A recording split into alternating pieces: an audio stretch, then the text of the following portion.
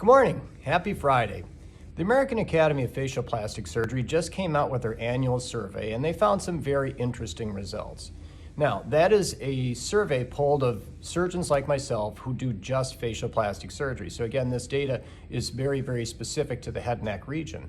But what they found was that 58% of the respondents felt that there was again another increase in the interest in cosmetic procedures. And of those that saw an increase, 75% thought that that increase was at least 10%. So, no surprise, the interest in cosmetic procedures is still continuing. Now, what was surprising though was that the Gen Z population was so heavily kind of represented in this group. And the Gen Z, of course, those are born between 97 and maybe 2012. So the question remains, why would a young group of people be so interested in cosmetic procedures? Well, of course, it is because of this normalization of cosmetic procedures in their mind. They live with filters. In fact, 62% study showed that 62% of them use filters on a regular basis. But they are used to modifications, they're used to images, they're used to paying attention to their image. Their parents obviously have been much more interested in these procedures as well.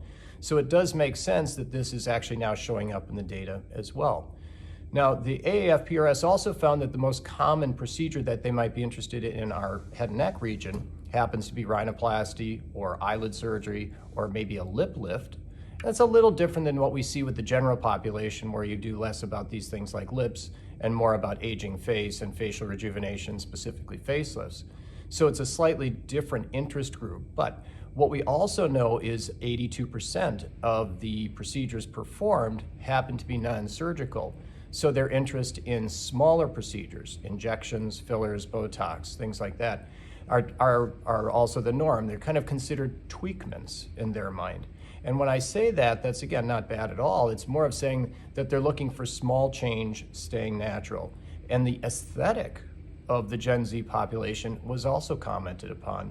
And I say that because their aesthetic is a little more fluid than what we've seen in the years past. Things like androgyny, things less about masculine or feminine norms are not stressed as they were in other generations.